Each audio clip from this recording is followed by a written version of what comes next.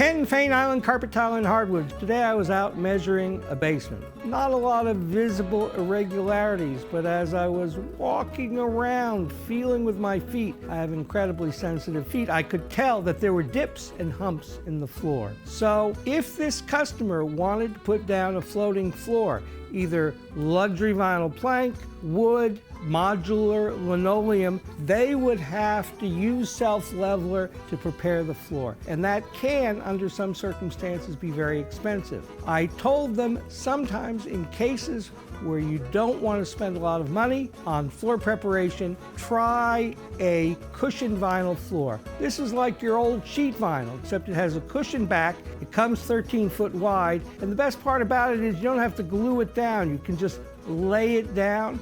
If you have to seam it together, you can seam it together.